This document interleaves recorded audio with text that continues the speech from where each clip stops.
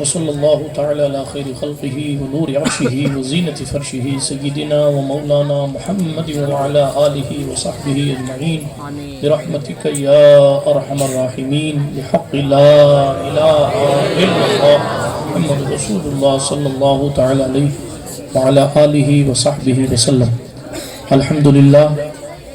الحمدللہ منشی الخلق من عدمی ثم الصلاة علی المختار فی القدم امن تذکر جیران بزی سلمی مزجت دمعا جرام مقلت بدمی مولایا صلی وسلم دائما ابدا علی حبیبک خیر الخلق کلہم محمد سید الکونین والثقلین والفریقین من عرب ومن عجم هو الحبیب الذی ترجى شفاعته لكل حول من الاحوال مقتحم ثم الرضا عن ابی بکر وعن عمر وعن علی وعن عثمان ذی الکرم والآل والصحابی ثم التابعین لهم اہل التقى والنقى والحلم والکرم یا ربی بالمصطفى بلغ مقاصدنا یا ربی بالمصطفى بلغ مقاصدنا یا ربی بالمصطفى بلغ مقاصدنا واغفر لنا واغفر لنا واغفر لنا ما مضى يا واسع الكرم اما بعد فاعوذ بالله من الشيطان الرجيم بسم الله الرحمن الرحيم لئن شكرتم لازيدنكم ولئن كفرتم ان عذابي لشديد او كما قال الله تبارك وتعالى في القرآن الكريم والفرقان الحميد صدق الله العلي العظيم وصدق رسوله النبي الامين المتين الامي الكريم الرؤوف الرحيم ونحن على ذلك لمن الشاهدين والشاكرين والآمنين والمطمئنين والحمد لله رب العالمين۔ ہم پہ احمد کا ہو سایہ، ہم پہ اشرف کا کرم، سیدی مختار اشرف باصفا کے واسطے، اے اشرف زمانہ زمانہ مدد نما، درہائے بستراز کلید کرم کشا، سرورہ شاہا کریمہ دستگیرہ اشرفہ، حرمتی روح پیغمبر ایک نظر کن سوئے ماں۔ اللہ سبحانہ وتعالیٰ کے لیے تمام تعریفیں ہیں، تمام خوبیاں ہیں، وہ ساری کائنات کا اکیلا مالک ہے، ہر شے کا حقیقی خالق ہے۔ دنیا میں جس کو جتنی عزت ملتی ہے سب وہی عطا فرماتا ہے۔ اللہ رب العزت جسے چاہے زندگی دیتا ہے، جسے چاہے موت عطا فرماتا ہے، وہ جسے چاہے بیٹا دیتا ہے، جسے چاہے بیٹی دیتا ہے، جسے چاہتا ہے دونوں دیتا ہے، اور جسے چاہتا ہے کچھ نہیں دیتا۔ دنیا میں جتنی مخلوق ہے سب اس کی محتاج ہے، اور وہ کسی کا محتاج نہیں ہے۔ اس کی حمد و ثنا یہ ہے کہ اس نے ہمیں اور آپ کو مصطفیٰ عطا فرمایا ہے۔ وہی رب ہے جس نے تجھ کو ہمہ تن کرم بنایا، ہمیں بھیک مانگنے کو تیرا آستاں بتایا۔ تجھے حمد ہے خدایا، تجھے حمد ہے خدایا۔ صلاۃ و سلام نبیوں کی مقدس جماعت پر، بالخصوص سید العالمین صلی اللہ علیہ وسلم کی ذات اقدس پر، کہ اللہ پاک نے مصطفیٰ جان رحمت صلی اللہ علیہ وآلہ وسلم کو تمام مخلوقات میں سب سے افضل بنایا، اور درود حضور پر، سلام حضور پر، کہ انہوں نے ہمیں ایک خدا کا پتہ بتایا۔ جی لگا کر درود شریف پڑھ لیجئے، اللہم صلی علی سیدنا نبینا مولانا و ملجانا محمد وعلی آل سیدنا و مولانا محمد صلاة تنجینا بها من جمیع الاحوال والآفات وتقضی لنا بها جمیع الحاجات وتطہرنا بها من جمیع السیئات وترفعنا بها عندك على الدرجات وتبلغنا بها اقصى الغایات من جمیع الخیرات فی الحیاة وبعد الممات انك قریب مجیب الدعوات وانت على كل شیء قدیر۔ واہ کیا جود و کرم ہے شہ بطحہ تیرا، نہیں سنتا ہی نہیں مانگنے والا تیرا، اغنیاء پلتے ہیں در سے وہ ہے باڑا تیرا، اصفیاء چلتے ہیں سر سے وہ ہے رستہ تیرا۔ میں تو مالک ہی کہوں گا کہ ہو مالک کے حبیب، یعنی محبوب و محب میں نہیں میرا تیرا، یعنی محبوب و محب میں نہیں میرا تیرا۔ ساتھ کہنے لگے مفت پالا تھا کبھی کام کی عادت نہ پڑی، اب عمل پوچھتے ہیں ہائے نکما تیرا، تیرے ٹکڑوں پہ پلیں غیر کی ٹھوکر پہ نہ ڈال، جھڑکیاں کھائیں کہاں چھوڑ کے صدقہ تیرا، تیرے قدموں میں جو ہیں غیر کا منہ کیا دیکھیں، کون نظروں پہ چڑھے دیکھ کے تلوہ تیرا، ایک میں کیا میرے عصیاں کی حقیقت کتنی، مجھ سے 100 لاکھ کو کافی ہے اشارہ تیرا، تو جو چاہے تو ابھی میل میرے دل کے دھلیں، کہ خدا دل نہیں کرتا کبھی میلا تیرا، میری تقدیر بری ہو تو بھلی کر دے کے ہے، محو اس بات کے دفتر پہ کروڑا تیرا، ہاں چور حاکم سے چھپا کرتے ہیں یا اس کے خلاف، تیرے دامن میں چھپے چور انوکھا تیرا، تیرے دامن میں چھپے چور انوکھا تیرا، تیرے دامن میں چھپے چور انوکھا تیرا، تیرے صدقے مجھے ایک بوند بہت ہے تیری، جس دن اچھوں کو ملے جام چھلکتا تیرا، جس دن اچھوں کو ملے، جس دن اچھوں کو ملے جام چھلکتا تیرا، پھر کہتے ہیں تیری سرکار میں لاتا ہے رضا اس کو شفیع جو میرا غوث ہے اور لاڈلا بیٹا تیرا۔ اللہ پاک کا احسان ہے کہ اس نے ہمیں اور آپ کو اس شکرانے کی محفل میں بیٹھنے کی سعادت عطا فرمائی۔ صاحب محفل نے عقیقہ کی مسعود گھڑی کو مد نظر رکھتے ہوئے اس محفل پاک کو سجایا سنوارا ہے، اور ایک خوبصورت خطاب اور کار آمد باتیں آپ نے حضرت مولانا عرفان فیضانی صاحب سے سماعت فرمائی ہیں۔ بہترین گفتگو قیام گاہ سے میں سن رہا تھا، نام رکھنے کے حوالے سے آپ نے فرمائی، کاش کہ اس پر عمل ہماری جماعت کرے تو یقیناً ہماری نسلوں کے دلوں میں عشق رسول اور عشق اصحاب رسول اور عشق اہل بیت رسول موجزن ہو جائے گا۔ میں نے سوچا جب نام رکھنے کے حوالے سے حضرت گفتگو فرما چکے ہیں تو میں کچھ شکرانے کے حوالے سے بات کروں، اور دامن وقت میں گنجائش کم بچی ہے اور بڑی تیزی کے ساتھ جلسہ ختم کرنا ہے۔ آپ کتنے بجے سوتے ہیں روزانہ؟ 1 بجے۔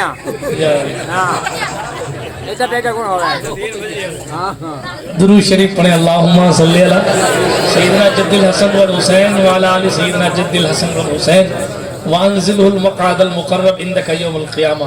حضرت مولانا عرفان فیضانی صاحب نے مجھے کہا تھا کہ 11:30 سے 11:45 تک گفتگو ختم کر دینی ہے، اسی لیے میں نے کہا ہاں یہ اچھا، ان کو انہوں نے کہا تھا جس نے جلسہ سجایا تھا، ہے نا، ان کو اس نے کہا جس نے جلسہ سجایا، اس لیے میں نے کہا کہ دامن وقت میں گنجائش کم ہے، اس حساب سے جس حساب سے مجھے وقت بتایا گیا تھا۔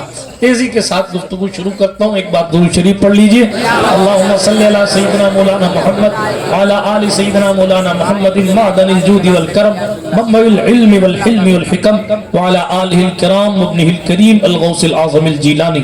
برادران ملت اسلامیہ، جیسا کہ میں نے ابھی عرض کیا کہ دنیا میں جس کو جو کچھ ملتا ہے سب اللہ سبحانہ وتعالی کی عطا ہے، تو جس کو جو چاہے عطا فرماتا ہے، اس کی نعمتیں لامحدود ہیں، بے انتہا ہیں، اور خود فرماتا ہے وَإِن تَعُدُّوا نِعْمَةَ اللَّهِ لَا تُحْصُوهَا، اگر تم اللہ کی نعمت کو شمار کرنا چاہو، گننا چاہو تو تم اس کو گن نہیں سکتے، اس کی نعمتیں اتنی زیادہ ہیں کہ کاؤنٹ سے باہر، ہر شمار سے باہر ہیں، جب گن نہیں سکتے تو پھر گنو بھی مت، بلکہ لا تعداد انداز میں الحمدللہ کہتے رہو، جب گن نہیں سکتے تو گننے کی ضرورت بھی نہیں ہے، بلکہ ان گنت شکرانہ اس کا ادا کرتے رہو، اس لیے کہ گن سکتے نہیں، جب گن نہیں سکتے ایک آسان سا جملہ کہوں، جب وہ ان لیمیٹڈ دے رہا ہے تو بندے کو چاہیے کہ اٹھتے بھی الحمدللہ کہے، بیٹھتے بھی الحمدللہ کہے، چل رہا ہے تو الحمدللہ کہے، سونے جا رہا ہے تو الحمدللہ کہے، کھانا کھا رہا ہے تو الحمدللہ کہے۔ اور ایک بات بتاؤں، حدیث شریف میں آیا ہے، اللہ کے رسول علیہ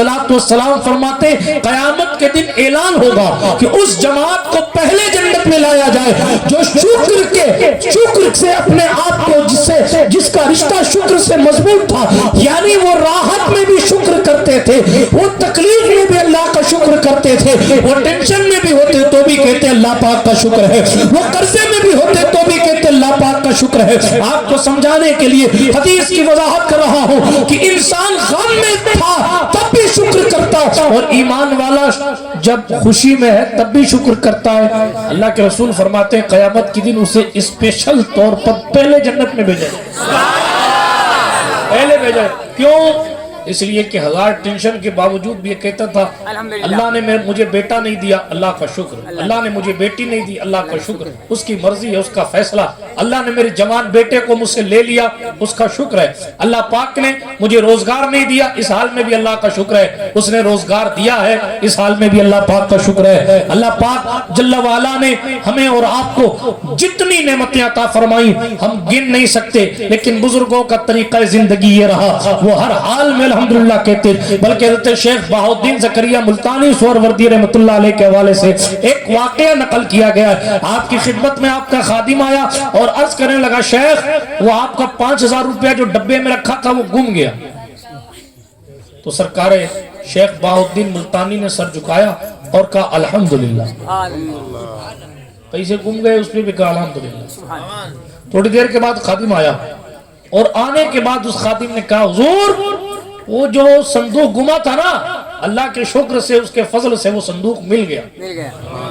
حضرت شیخ ملتانی نے پھر کہا الحمدللہ۔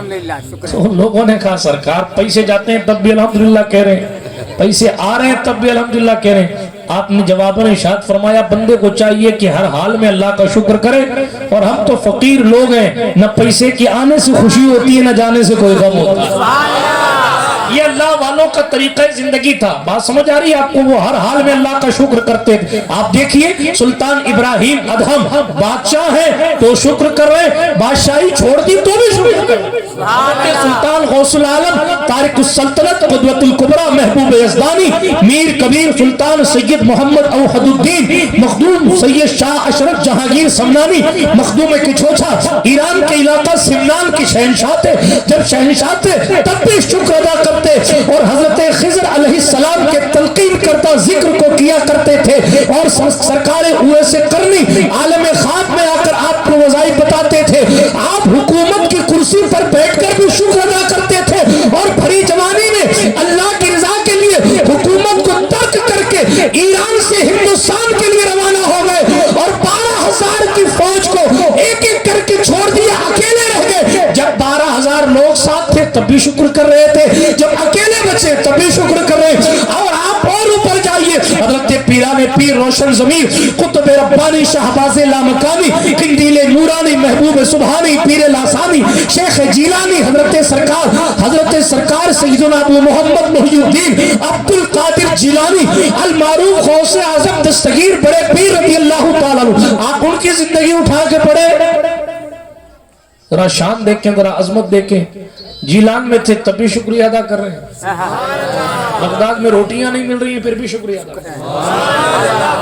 آپ پوچھیں علماء سے، آج تو ہمارے ہاں ایک وقت ابھی صاحب خانہ کھانا کھلانے کے بعد شاندار انتظام کرنے کے باوجود پوچھ رہے حضرت کوئی کمی ہو تو معاف کیجئے گا، کوئی ہم زیادہ جانکار لوگ نہیں۔ میں نے کہا روٹی بازی میں کون سا جانکار ہونے کی ضرورت ہے، اس میں جانکار ہونے کی، اس میں تو جانکار دسترخوان پر بیٹھنے والا خود ہوتا ہے نا۔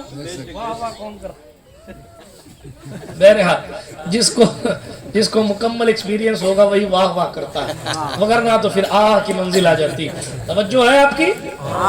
تو عرض یہ کر رہا تھا، اب آپ دیکھیں غوث پاک شہنشاہ کی زندگی، ماں کے پیٹ سے ولایت لے کر پیدا ہوئے تھے۔ سبحان اللہ، بے شک بچپنے میں گائے بیل ان سے باتیں کرتے تھے۔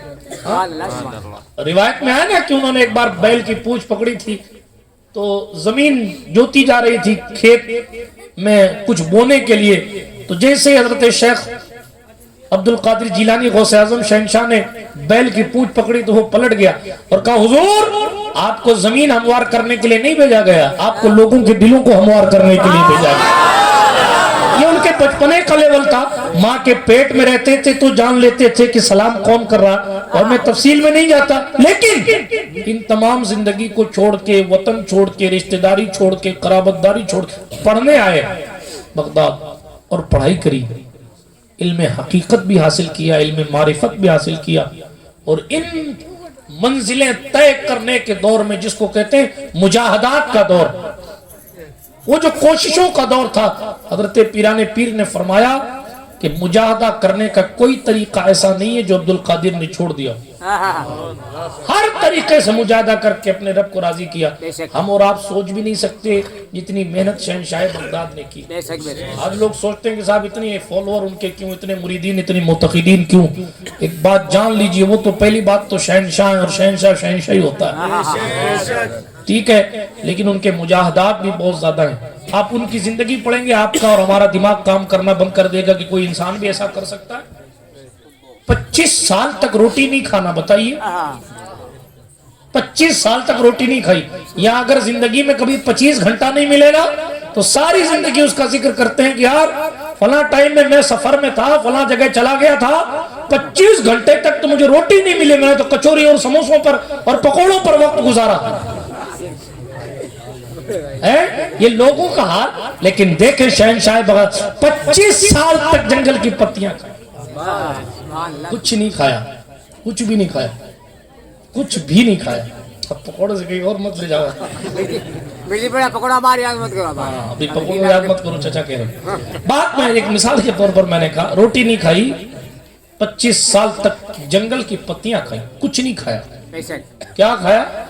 جنگل کی پتی. اور فرماتے ہیں خود کبھی کبھی ایسا بھی ہوا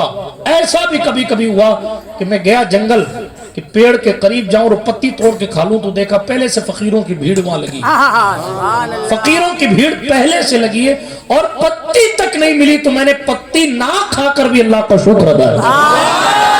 یہ ہمارے اسلاف ہیں, یہ ہمارے بزرگوں کا طریقہ ہے. 25 سال تک روٹی نہیں کھائی اور ان 25 سالہ زندگی میں پتیاں کھائی, اور پتیاں بھی اگر کبھی کبھی نہیں ملی تو یہ نہیں کہا میرے اللہ میں تو تیری ضربیں لگاتا ہوں, رات رات بھر تیرا نام لیتا ہوں, تہجد پڑھتا ہوں, رات بھر عبادت کرتا ہوں, سالوں سال گزر گئے, ہر رات قرآن آمین کرتا ہوں, نمازیں کوئی نہیں چھوڑتا, ہر ٹائم قرآن پڑھتا رہتا ہوں, دین پڑھتا ہوں, دین پڑھاتا ہوں, پھر بھی مجھے کھانا نہیں ملتا.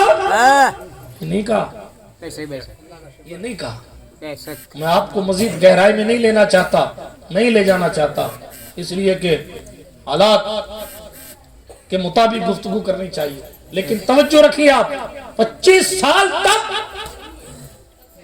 کھانا نہیں کھایا, اور اس درمیان بھی اگر پتیاں بھی نہیں ملی نا تو بھی ناشکری کا کوئی تصور آپ کی زبان پر. پتیاں ملی تو پتی کھا کر شکر کیا, اور پتیاں نہیں بھی ملی تو بھوکے رہ کر بھی کہا اللہ تیرا شکر ہے تو نے مجھے بھوکا رکھ دیا. اس حال میں بھی شکر کی توفیق نصیب فرمائے. فرماتے ہیں کنڈیشن ایسی ہوتی تھی کبھی کبھی آنکھوں کے نیچے اندھیرا چھا جاتا, آنکھوں کے نیچے اندھیرا چھا جاتا تھا, اور کمزوری کی وجہ سے پاؤں لڑکھڑاتے تھے اور بے ہوش ہو کر زمین پر گر جاتا تھا, لیکن جب بھی آنکھ کھلتی تھی تو اللہ کی صدائیں لگایا گیا. ہمیں اور آپ کو انہی بزرگوں کی زندگی سے تو سیکھنا ہے. ہم اس بزم کو ہم نے حضرت شہنشاہ بغداد سے منسوب کیا, حضرت مفتی اعظم راجستھان علی رحمہ سے منسوب کیا. آپ دیکھیں مفتی اشفاق حسین شکر کی چلتی پھرتی تصویر کا نام, آپ ان کی زندگی اٹھا کے پڑھیں. وہ فارغ ہوئے تو ایک عام مولوی کی حیثیت سے فارغ ہوئے, کوئی علامہ فہامہ یا مفتی اعظم کی ڈگری سے فارغ نہیں ہوئے. ہاں اپنے استادوں کے یقیناً شہید شاگرد تھے, اجمل العلماء کے یقیناً دل کے قریب تھے, اور مفتی اعظم راجستھان علیہ رحمت اللہ رضوان کا پڑھائی کا دور بھی اتنا پاکیزہ تھا. ابھی مولانا عرفان صاحب کہہ رہے تھے نا حسن حسین نام رکھو کربلا کا فیضان ملے گا, یہ کربلا ہی کا فیضان تھا کہ اشفاق حسین مفتی اعظم راجستھان بنے گا. سوانے میں لکھا ہے مولانا ایوب صاحب پڑھیے گا, ہاں کیا لکھا ہے, پڑھائی کے دور میں امام حسین کی زیارت مفتی اعظم راجستھان کو خواب میں ہوئی, اور مدینۃ الرسول کی زیارت ہوئی تھی. سرکار صدر الافاضل سید نعیم الدین مراد آبادی رحمت اللہ تعالیٰ علیہ کو اس وقت مفتی اعظم نے اپنا خواب خط میں لکھ کے بھیجا تھا. پھر اس کے بعد امام عرش مقام کا تذکرہ ہے نا, تو صدر الافاضل نے شیرنی فاتحہ لگوائی تھی. میرے جد اعلیٰ امام حسین کو اشفاق حسین نے خواب میں دیکھا اور مجھے بھی ساتھ میں دیکھا. سمجھ آ رہی ہے آپ کو؟ یہ شکر کی تصویر وہاں سے چلی.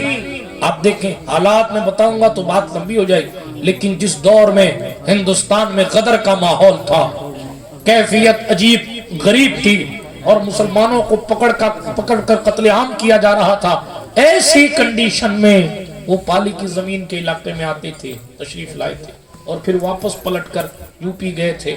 بہت ڈیٹیل میں جانے کی ضرورت نہیں، لیکن جناب اتنی محنت، اور جب جودھ پور آئے تھے نا تو ایک چھوٹا سا مکتب ہے، اب بھی ہے وہ جگہ خالی پڑی ہے، ویران شریف، اب بھی ہے وہ جگہ، وہاں ایک چھوٹا سا مدرسہ تھا، چھوٹا سا۔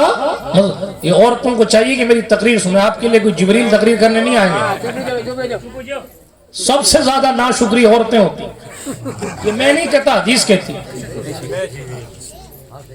اللہ کے رسول علیہ السلام نے فرمایا معاف کیجئے گا بات بری لگے، سنو کہ نہیں تو عمل کیسے کرو۔ اللہ کے رسول علیہ السلام نے فرمایا میں نے جہنم میں زیادہ عورتوں کو دیکھا۔ صحابہ لرز گئے، حضور جہنم وجہ؟ یہ علماء بیٹھے ان سے پوچھئے، وجہ ہی ناشکری ہے۔ میں کوئی موضوع پر الگ سے حدیث نہیں لا رہا ہوں، وجہ ہی ناشکری ہے۔ سرکار مدینہ نے فرمایا وہ کفر کرتی ہیں، صحابہ تڑپ گئے، کیا دین سے خارج؟ وہ والا کفر؟ نہیں حضور نے فرمایا نہیں وہ ناشکری کرتی ہیں۔ پھر سرکار نے کلیئرنس دیا اور وضاحت فرمائی، فرمایا ان کے ساتھ کوئی اس نے سلوک کرتا ہے، مثال کے طور پر آپ کو سمجھانے کے لیے بتاؤں کہ شوہر جو ہے وہ یہ بھی لے آوے، یہ بھی لے آوے، یہ بھی کام کر دے، وہ بھی کام کر دے، اور ایک کام اگر ان کا نہ کرے تو کہتے ہیں تو نے میرے ساتھ کیا کیا؟ ہنسنے کی بات نہیں ہے، یہ ہنسنے کا مقام نہیں ہے، اسی جملے کی وجہ سے تو جہنم کا ٹکٹ ہے، آپ ہنس رہے اس پر۔ سوچیے آپ، یہی وجہ ہے ناشکری۔ اللہ کی پناہ، اللہ کی پناہ، میں آپ کو برا نہیں کہہ رہا، اللہ آپ سب کو جنت عطا فرمائے سیدہ زہرا کی۔ آپ کو سمجھانے کے لیے حدیث سنا، ہمارے اور آپ کے نبی نے کیا فرمایا، اس لیے خاموشی کے ساتھ سنیے اور شکرانے کی دہلیز پر آئی، اور اگر بات کرنی ہو، نہیں امام صاحب اتنا جلال مت کرو، اور اگر باتیں کرنی ہو مکمل اجازت ہے، وہ راستہ ہے ادھر سے آپ اندر چلی جائیں، بالکل بات کیجئے، میں کوئی آپ پر پابندی نہیں لگاتا، میں کوئی مودی تھوڑی ہوں کہ ووٹ مجھے دو گے ورنہ ایڈی بھیج دوں گا، ہے نا؟ ایسا کچھ بھی نہیں ہے۔ اس لیے اگر آپ کو بات کرنی نہیں، تقریر سننی، کوئی بات نہیں، کوئی فرض نہیں ہے تقریر سننا، نماز پڑھنا فرض ہے، ٹھیک ہے؟ اس لیے آپ کو بات کرنی ہو، اگر کوئی ارجنٹ بات ہو یا پھر کوئی ملے گا نہیں، ہاں جس کو پکڑ کے بیٹھی ہیں بات کرنے کے لیے، وہ پھر بھاگ جائے گی، ملے گی، اس کو اندر لے جا کے بات کر لو، لیکن یہاں غوث پاک کی بات ہو رہی ہے، رسول پاک کی بات ہو رہی ہے، اللہ والوں کا ذکر ہو رہا ہے، اس لیے بول کر اپنے لیے نقصان نہ کرو۔ میرا تو کچھ نہیں ہوگا، میں تو چیخ پکار کر کے چلا جاؤں گا، لیکن اگر اللہ نہ کرے آپ نے کسی عظیم ذات کے نام کا ادب نہیں کیا تو اللہ نہ کرے کہ اس کا نقصان آپ کو دنیا اور آخرت میں ہو جائے۔ اس لیے کہ یہ اسے پاکیزہ نام، غوث پاک کا نام اللہ اکبر، امام حسین کا نام اللہ اکبر، ہاں سرکار مدینہ علیہ السلام کے دیوانوں۔ تیزی کے ساتھ میں بات عرض کر رہا تھا، حضرت اشفاق العلماء بابا قوم و ملت محسن راجستھان، مفتی اعظم راجستھان، حضرت علامہ مفتی اشفاق حسین نعیمی، ساری زندگی اپنے نام کے آگے حسین لگا کے، ہاں جی یہ بھی مجھ سے سن لیجیے، دارالعلوم کے دفتر سے لے کر جو نیم پلیٹ لگی تھی نا اوپر بڑی سی، اس میں بھی حسین لکھا ہوا، وہ دستخط کرتے تھے، نہ صرف اشفاق نہیں لکھتے تھے، ہمارے مفتی شیر محمد صاحب اکثر دستخط میں صرف رضوی لکھتے ہیں، حالانکہ کبھی کبھی پورا کرتے ہیں تو پورا شیر محمد خان رضوی لکھتے ہیں، مگر یہ مفتی اعظم راجستھان کا دستخط تھا کہ وہ اشفاق حسین، اور اکثر و بیشتر جہاں تک مجھے یاد ہے نعیمی بھی لکھتے تھے۔ لفظ حسین کو تو پڑھائی سے لے کے زندگی کے آخری دن تک جدا نہیں کیا ہے، اسی لیے میں کہہ رہا ہوں یہ کربلا کے تاجدار کا فیضان ہے کہ چوکھا چوکھا ہو گیا ہے، اور بڑی بڑی چوکھی چوکھی شخصیتیں وہاں آ کر کھڑے ہو کر کہتی ہیں ابر رحمت تیری برکت پر گہرباری کرے، حشر تک شان کریمی ناز برداری۔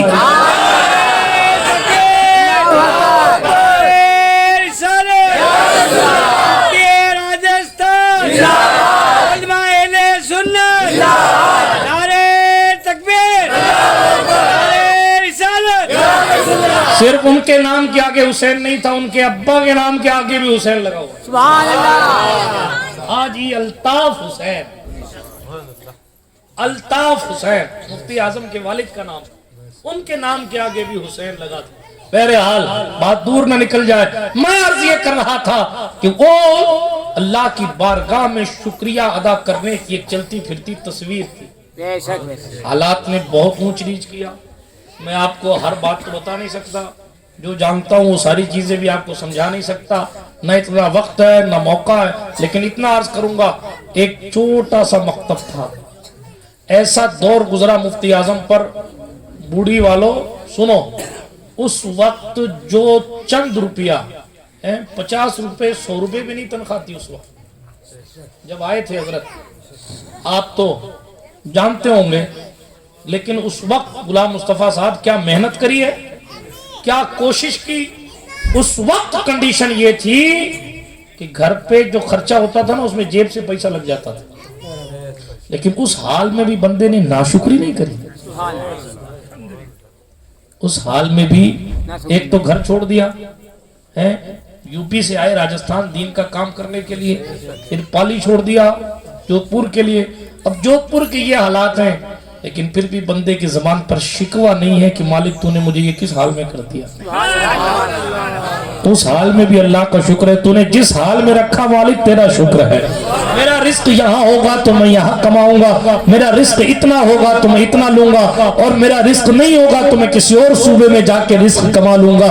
تب ذہن میں یہ خیال آیا کہ صاحب یہاں تو کھانے پینے کا خرچہ بھی پورا نہیں نکلتا، کیا ہی اچھا ہو کہ وطن چلا جاؤں تو وہاں رہنے کا اور کھانے کا کم سے کم کھیتی وغیرہ ہوتی تھی تو آسانی ہو جائے گی۔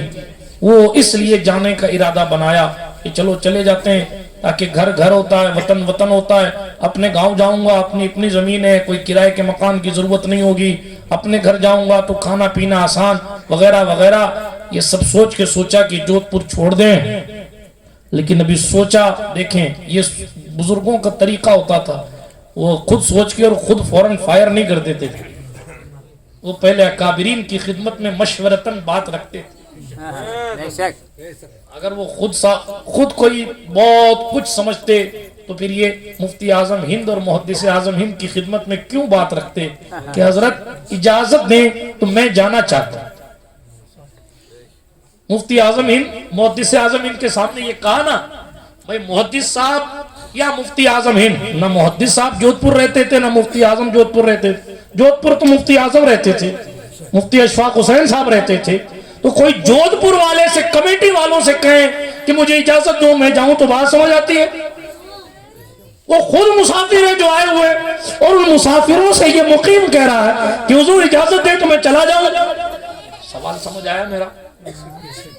وہ جو دونوں شخصیتیں آئی تھی وہ بھی تو مسافر تھیں، ایک بریلی سے آئے تھے، کچھوچھا سے آئے تھے، دونوں بارے گا، لیکن یہ جانتے کہ آئے تو باہر سے ہیں، مگر انہی کے باپ داداؤں کا فیضان پورے ہندوستان میں گھوم رہا ہے۔ اسی لیے کہا حضور آپ ہمارے بڑے ہیں، آپ اجازت دے تو جاؤں۔ اس وقت حضور محدث اعظم ہند نے آنکھ بند کر کے کھولی اور فرمایا اشفاق حسین تمہیں جودھ پور چھوڑنے کی اجازت نہیں ہے، ہم یہاں کے مستقبل کو بڑا تابناک اور روشن دیکھ رہے ہیں۔ اس دن کے بعد سے جو کمر باندھی ہے تو پھر جنازہ ہی اٹھا ہے۔ اشفاق حسین نے کبھی پھر یوں بھی منتقل ہونے کا خیال تک نہ کیا، بلکہ چپتی بات اور کہہ دوں، جس وقت ان کو تولا گیا تھا اس وقت یہ ماحول بنایا گیا کہ حضرت چلے جائیں گے، مگر یہ مریدوں کی عقیدت اپنی جگہ، یہ بزرگوں کی نصیحت تھی کہ آپ اشفاق حسین نہیں جائیں گے، اب یہی کی مٹی سے انہیں بنایا گیا تھا،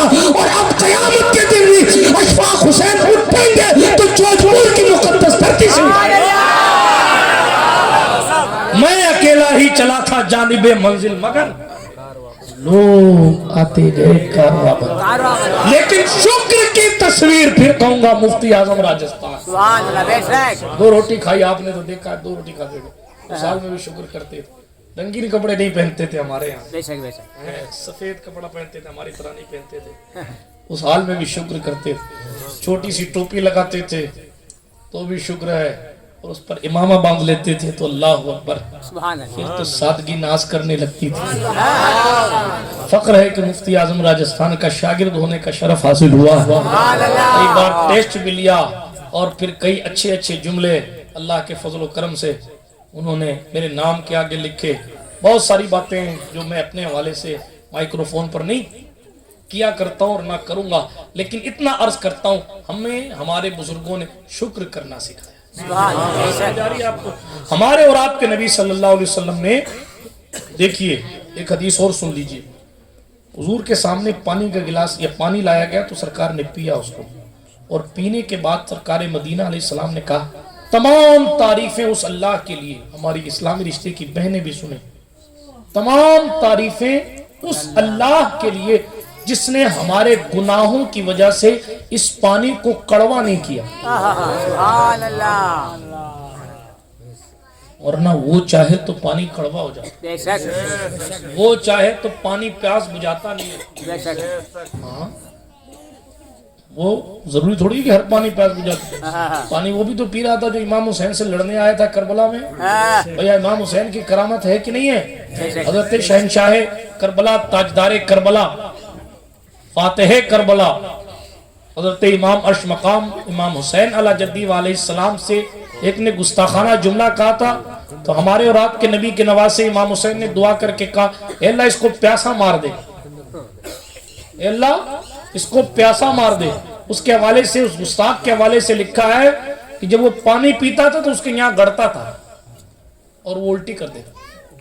تو پانی ہوئے، ضروری نہیں کہ پانی ہونے کے بعد بھی پانی پیاس بجھا دے، تو پانی میں جو پیاس بجھانے کی تاثیر ہے یہ بھی اللہ کی دی ہوئی۔ بے شک، پانی زمزم کا بھی پانی ہے، کوثر بھی پانی ہے، گنگا جمنا کا بھی پانی ہے، گھاگرا سریو کا بھی پانی ہے، لیکن ہر پانی کی اپنی اپنی حیثیت ہے اور اپنی اپنی شان ہے۔ بے شک، پانی ہے بغیر ملاوٹ کا، چشموں کا بھی پانی ہے، بے شک، نہروں ندیوں کا بھی پانی ہے، پہاڑوں سے جو گر کے آتا ہے پانی ہے، لیکن سارے پانیوں میں سب سے افضل وہ پانی ہے جو حضور کی انگلیوں کے بیچ سے نکلا ہے، وہ زمزم سے بھی افضل ہے، بے شک، وہ زمزم سے بھی افضل، لیکن یہ الگ بات ہے کہ وہ خاص لوگوں کے لیے تھا، وہ مقدس لوگ تھے جن کو اس موقع پر یہ مل گیا۔ ہاں سبحان اللہ، اعلیٰ حضرت بولے انگلیاں ہیں فیض پر، ٹوٹے ہیں پیاسے، ٹوٹیں گے کیوں نہیں، اتنا افضل پانی نہیں مل رہا، تو یہ سب سے افضل کیوں ہے؟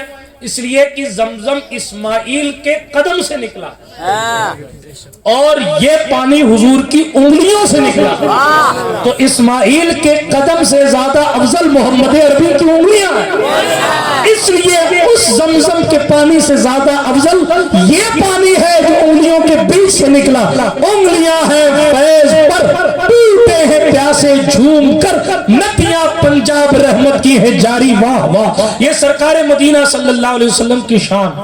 ایک خوبصورت بات عرض کرتا چلوں، زمین سے پانی نکلتا ہے تو بات سمجھ آتی ہے زمین کے نیچے پانی ہے، پتھر سے پانی موسیٰ نکال دیں تو بات سمجھ آتی ہے پتھر زمین کے جنس سے ہے، پتھر کہیں نہ کہیں زمین پر رکھا ہوا ہوگا، یہ سوچا جا سکتا ہے کہ موسیٰ کا اشارہ ملا تو پانی نے زمین پھاڑی اور زمین پھاڑ کے پتھر پھاڑا اور پانی باہر آ گیا، لیکن انگلیوں کا کنیکشن تو کہیں سے بھی پانی سے نہیں ہے، انگلیوں کا کنیکشن تو کہیں سے پانی، بلکہ اگر کسی کی انگلی سے پانی نکل جائے، پانی نکلے تو اس پانی کو ناپاک پانی کہتے ہیں، کہ صاحب وہ جل گیا تھا، تولی لگ گئی تھی، پھالا ہو گیا، پھول کے اتنا بڑا ہو گیا جلنے کی وجہ سے، اب اسے پانی نکلا، ظاہر ہے وہ ناپاک پانی،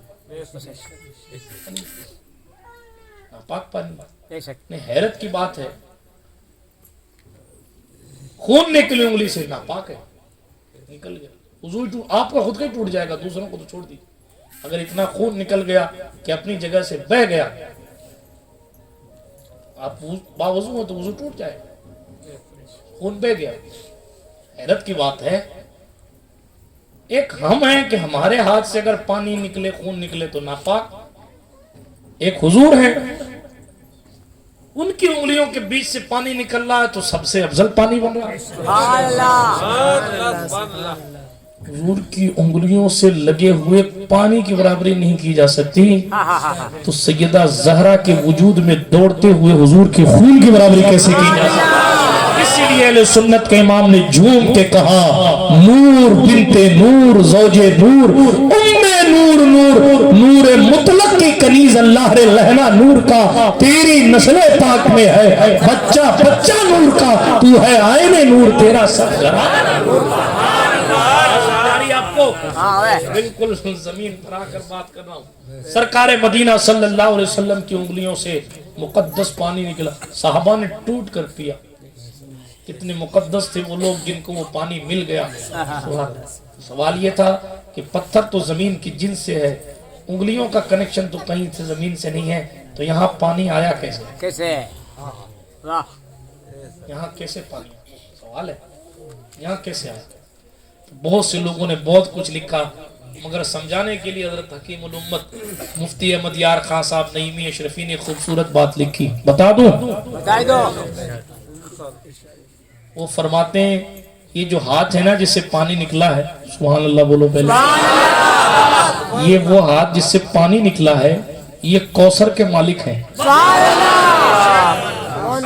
تو کیا بعید بات ہے کہ تھوڑی دیر کے لیے کوثر سے حضور کے وجود کے کنیکشن کو جوڑا گیا اور اس کے بعد یہ پانی حضور کی انگلیوں سے نکلا. یہ حکیم الامت مفتی احمد یار خان صاحب کی بات تھی. تو بات دور نہیں لے جاتا پانی کی طرف جاؤں گا تو بات دور ہو جائے گی لیکن عرض یہ کرنا مقصود ہے اللہ پاک کا شکر ادا کرتے تھے اللہ والے ہر حال. حضرت سرکار اسماعیل کو پانی ملے انہوں نے شکر ادا کیا.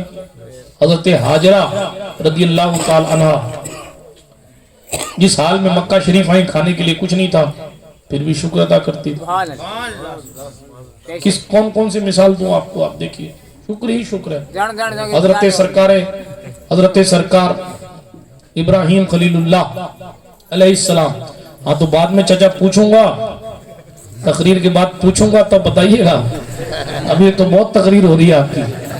ہاں لیکن میں جب ہمارے انہیں بلا کے پوچھوں گا کہ کیا کیا بولا ہے تب پھر پتہ لگے گا کہ کیا بولا ہے اور کیا سر کے اوپر سے گیا. توجہ ہے سنی ہے.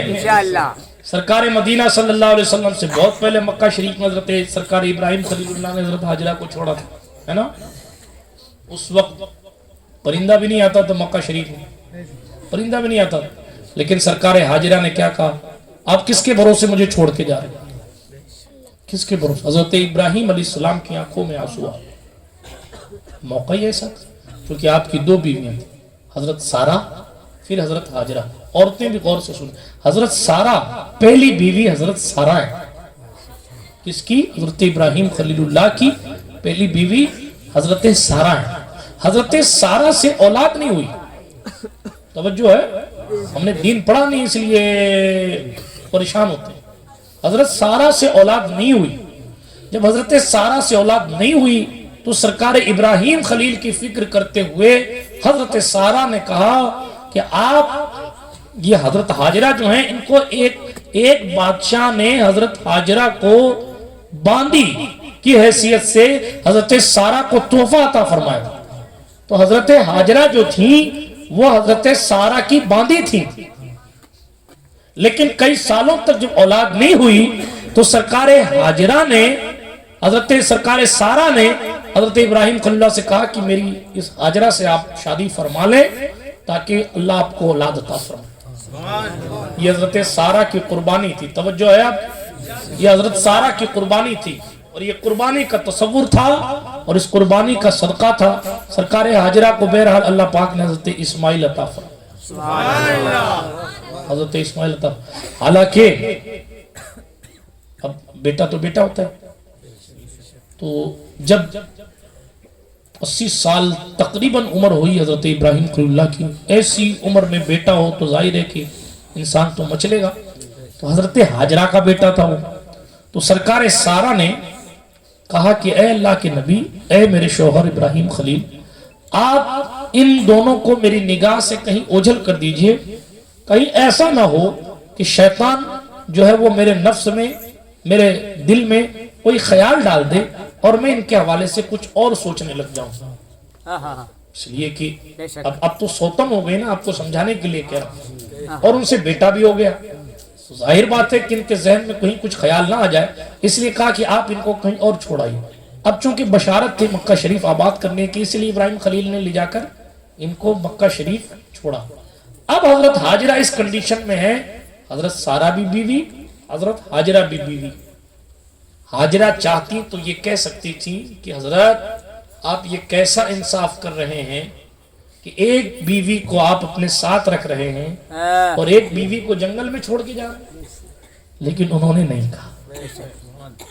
ٹھہر کے سنیے گا، میں بہت نازک موڑ پہ آ گیا، علماء کی بھی توجہ چاہتا، نازک موڑ۔ حضرت حاجرہ چاہتی تو کہہ سکتی تھی، کیونکہ حضرت ابراہیم جس وقت ان کو مکہ چھوڑنے آئے اس وقت مکے میں پانی نہیں، اس وقت مکے میں کوئی خیمہ نہیں، اس وقت مکے میں لوگ نہیں رہتے تھے، اس وقت مکہ کا یہ علاقہ صرف میدان تھا، اس وقت کوئی قبیلہ یہاں آباد نہیں تھا، یہاں پرندے اور درندے بھی نہیں دکھائی دیتے، اس لیے کہ پرندے بھی وہاں آتے ہیں جہاں پانی ہوتا ہے، یہاں دور دور تک سایہ کرنے کے لیے کوئی چیز نہیں تھی۔ اور حضرت سرکار حاجرہ نے کہا، حضرت سرکار حاجرہ کو حضرت ابراہیم نے کہا یہیں ٹھہر جاؤ، اور واپس جانے لگے۔ جب واپس جانے لگے نا تو سرکار حاجرہ نے کہا اے ابراہیم خلیل اللہ، آپ ہمیں یہاں کس کے سہارے چھوڑ کے جا رہے ہیں؟ حضرت ابراہیم نے جواب نہیں دیا۔ میرا عشق یہاں آ کر کہتا ہے کہ وہ خلیل جس نے دیار کفر میں توحید کے ڈنکے بجا کر سارے کفر کی بولتی بند کر دی، سبحان اللہ سبحان اللہ، اس کی زندگی میں بھی ایک لمحہ ایسا آیا کہ ان کو خاموش ہونا۔ بہت جرت کہہ کے یہ جملہ کہہ رہا ہوں، بہت جرت کر، لیکن منزل ہے ایسی۔ سرکار حاجرہ نے پوچھا یہاں کس کے بھروسے چھوڑ کے جا رہے ہیں؟ خلیل اللہ کی آنکھوں میں آنسو تو آئے، لیکن خلیل اللہ نے جواب نہ دیا۔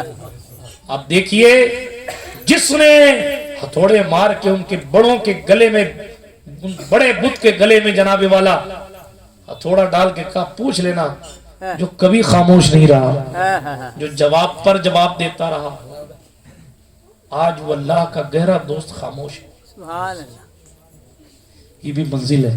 بیٹے کو جدا کر کے جانا ہے، بیوی کو جدا کر کے جانا ہے، اور ایک جنگل میں یوں ہی چھوڑ کے جانا ہے۔ سرکار حاجرہ نے تیسری بار کہا کیا اللہ پاک کا یہ حکم ہے کہ آپ مجھے چھوڑ کر جا رہے ہیں؟ کیا وہ عورتیں تھیں؟ کیا وہ اللہ کی بارگاہ میں مقبول لوگ تھے؟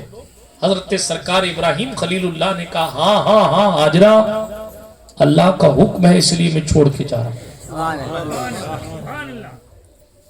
ایک ٹائم کھانے کا سامان نہیں رکھ کے جا رہے ہیں، ایک مشکیزہ پانی کہیں سے الگ سے واٹر کولر نہیں رکھ دیا حضرت ابراہیم خلیل اللہ۔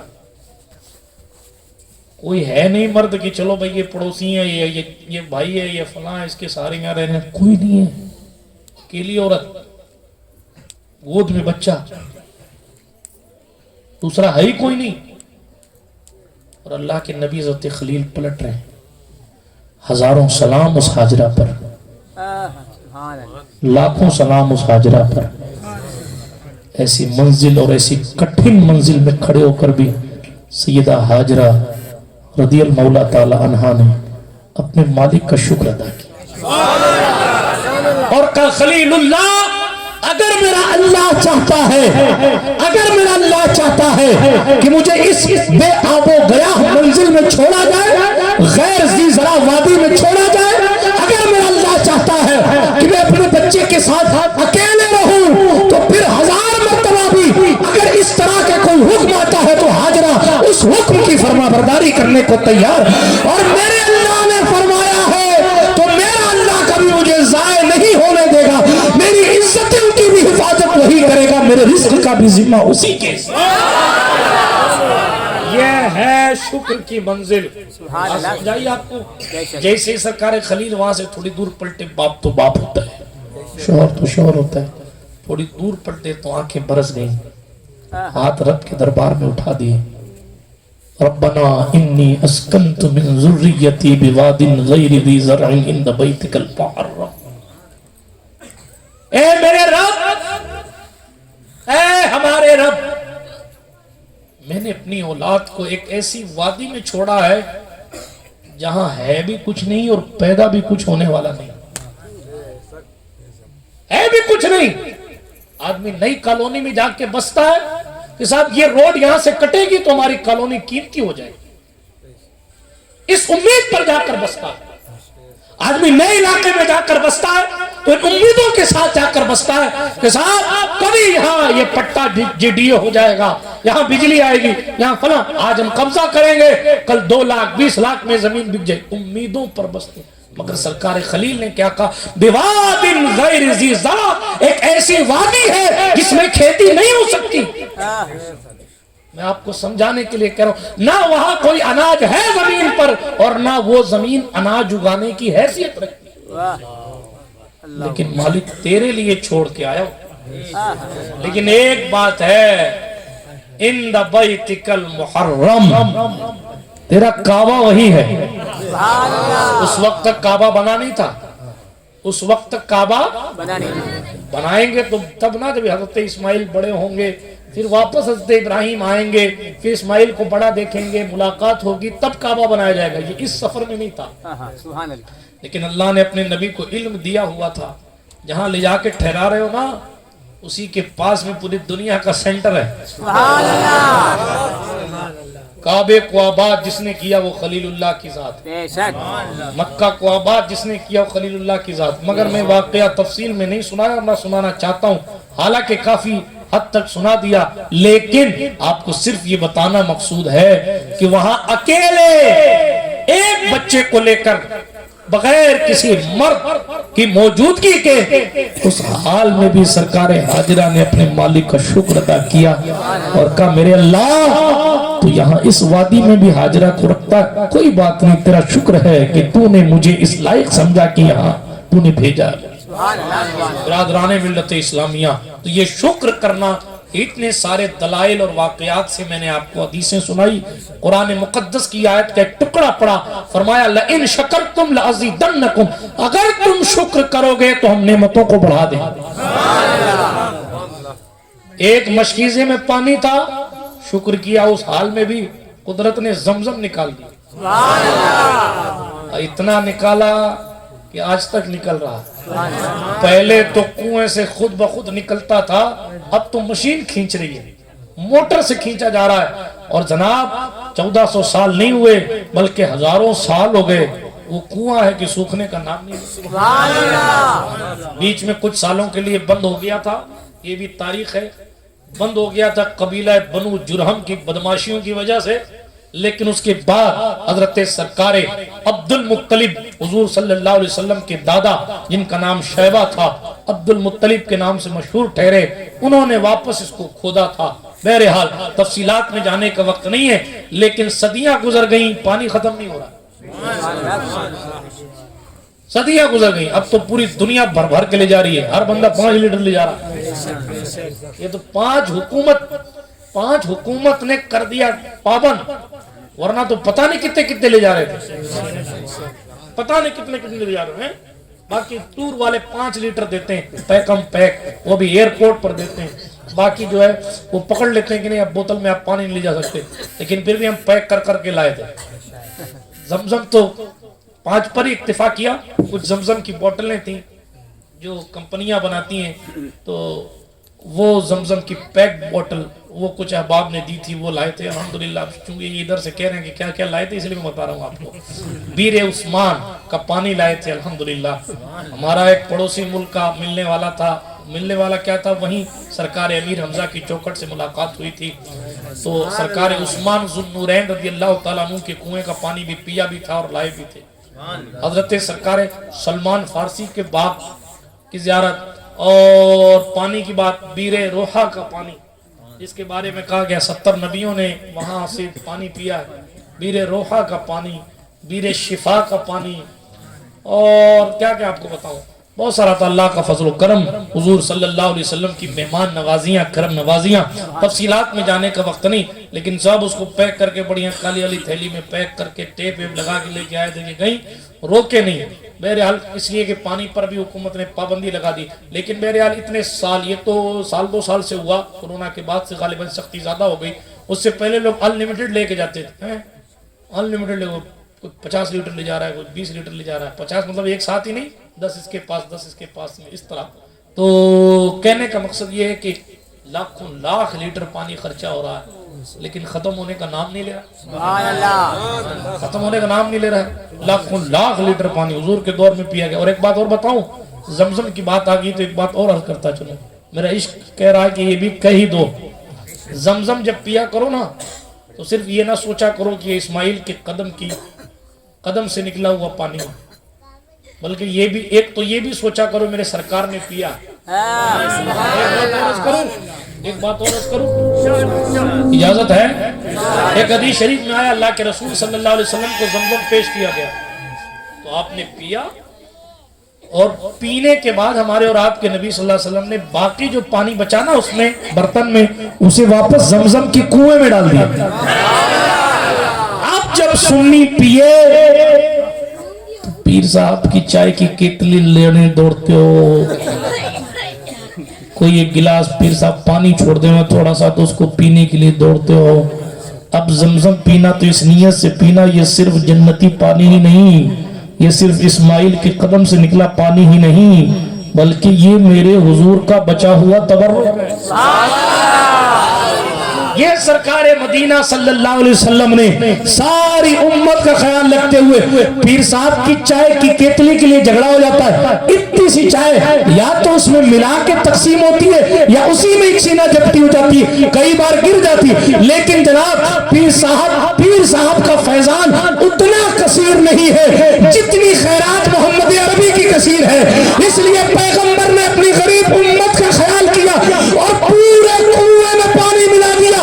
کوئی بانسری میں پیے کی کماری میں، کوئی پوری میں پیے کی جوانی میں، چاہے جہاں جا کر پیے اس خیال سے پیے گا کہ یہ محمد عربی کے مقدس ہونٹوں سے پانی لگ کر جو زمزم میں آیا اس سے یہ زمزم کا پانی حضور کا جھوٹا بھی. نعرے تکبیر، نعرے رسالت، شان مصطفیٰ، میلاد مصطفیٰ. بات کو ختم کروں، قرآن کہہ رہا لَإِن شَكَرْتُمْ لَأَزِيدَنَّكُمْ، اگر تم شکر کرو گے تو نعمت بڑھا دی جائے گی. وَلَئِن كَفَرْتُمْ، یہ بھی سن لیجئے، اگر ناشکری کرو گے، اگر ناشکری کی تم نے، پھر میرا عذاب بڑا سخت ہے. بے شک بے شک شادی کا موقع اور ناچ کرنے لگ جائیں یہ ناشکری ہے. بے شک شادی کا موقع اور ڈھول پیٹنے لگ جائیں یہ ناشکری ہے. بات سمجھ آ رہی ہے آپ کو؟ کوئی اللہ آپ کو ہنر عطا فرمائے اور بجائے اللہ کی طرف منسوب کرنے کے خود کی طرف منسوب کرنے لگے یہ ناشکری ہے. جیسے شریف صاحب کہنے لگے میں نے یوں پڑھ دیا، اور یار who are you؟ میں کہوں میں نے یوں کر دیا، آواز تو تیری تھوڑی ہے، آواز تو پیدا کسی اور نے کی سبحان اللہ. علم تو کسی اور نے دیا ہے، تجھے تو امانت کے طور پہ دیا گیا ہے، مالک تھوڑے بنایا گیا ہے، امانت کے طور پہ دیا گیا. جب امانت ہے تو امانت رکھنے والا مالک نہیں ہوتا، مالک تو امانت دینے والا ہی ہوتا ہے. یہ آواز امانت ہے، یہ وجود امانت ہے، یہ زبان امانت ہے، یہ آنکھ امانت ہے، یہ کان امانت ہے. آپ کہیں گے کیا امانت کر رہے ہیں؟ صحیح میں امانت ہے. بے شک کیوں اسلام نے ڈونیشن منع کر دیا؟ آنکھ کا ڈونیشن کیوں کہا اسلام نے کہ آپ مرنے کے بعد بھی اپنا دل کسی کو نہیں دے سکتے؟ کیوں؟ اس وقت مفتی یہی فتویٰ دے گا. میں تو کم پڑھا لکھا ہوں، آپ کے قریب بہت مولوی ہیں، آپ پوچھئے گا. مفتی نعیم صاحب پیچھے بیٹھے ہوئے ماشاءاللہ، آپ ان سے پوچھئے گا، یا یہ جہاں سے پڑھ کے اس دارالفتہ میں استفتاء کر لیجئے گا. ٹھیک، آپ فیضان اشرف آپ کے قریب پوچھ لیجئے گا، اور بھی کئی ادارے بن رہے ان سے پوچھ لیجئے گا، کوئی جو بن چکے ہیں ان سے پوچھ لیجئے گا. عرض یہ کر رہا مسئلہ کیا ہے؟ جواب مفتی دے گا یہ وجود کے حصے یہ امانت الہیہ ہیں، یہ اللہ کی امانت ہے. آنکھ اس کی ہے جناب، آپ کی نہیں ہے، اس نے دیے. اس لیے زمین کے حوالے پورے وجود کی نعمتوں کے ساتھ آپ ہو جاؤ، کیونکہ اس کا مالک نہیں بنایا گیا، آپ کو استعمال کرنے کے لیے دیا گیا. بات سمجھ آئی آپ کو؟ بے شک اس لیے اگر کوئی شخص اپنے ہنر کو اپنی طرف منسوب کرنے لگے کسی بھی ہنر کو، نہیں، بلکہ ہمارا طریقہ کیا ہے؟ ہم گاڑی پہ بھی بیٹھتے ہیں تو کہتے ہیں سبحان الذی سخر لنا ھذا۔ یہ کوئی کہے کہ ہماری گاڑی ہے، ارے نہیں صاحب، پاکی ہے اس اللہ کی جس نے اس کو ہمارے لیے مسخر کر دیا اور ہمیں اس کا سوار بنا دیا۔ سبحان اللہ بات سمجھ آئی آپ کو؟ بے شک پانی پیئے، آپ کا نہیں ہے پانی، کسی اور نے پیدا کیا، وہ اللہ پاک ہے، بے شک اس نے دیا ہے، اس لیے اس کا شکر ادا کیجیے۔ اسی طریقے سے بیٹا ہو کہ بیٹی ہو، اللہ کا شکر ادا کرے۔ بات سمجھ آئی؟ اللہ کے رسول علیہ السلام نے فرمایا، بلکہ ایک شخص آیا بارگاہ رسالت میں، یا رسول اللہ میں نے دیکھا فلاں کے گھر میں آسمان سے لے کر اس کے گھر تک روشنی روشنی نظر آ رہی، روشنی آسمان سے لے کے گھر تک کہاں؟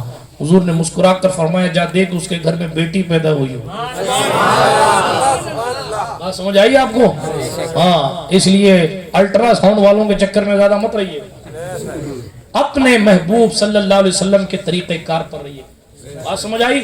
تو جس حال میں بھی اللہ پاک رکھے اس حال میں اس کا شکر ادا کی، جو دے وے شکر ادا کی، ناشکری کا تصور نہیں ہونا چاہیے۔ اگر ناشکری کی تو سب سے بڑی چیز معلوم، اس کا عذاب بڑا سخت ہے۔ میں اپنے اسلامی رشتے کی ماں بہنوں سے بھی کہوں گا، جو حسن اللہ دے اس پر شکر ادا کر۔ یہ بیوٹی پارلروں کے چکر کاٹنا بند کر دیجیے۔ یہ کبھی جو ہے وہ چہرے جلا رہے ہیں، کبھی یہ پلک کٹوا رہی ہیں، کبھی کچھ، کبھی یہ سب غلط بات ہے۔ جس حال میں اللہ پاک نے کہا اس حال میں شکر ادا کیجیے، جس حال میں بنایا اس حال میں شکر ادا کیجیے۔ ہاں، جس رنگ میں بنایا اس رنگ پر شکر ادا کیجیے۔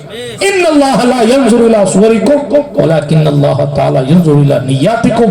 اللہ تمہاری صورتوں کو نہیں، تمہاری نیتوں کو دیکھتا ہے۔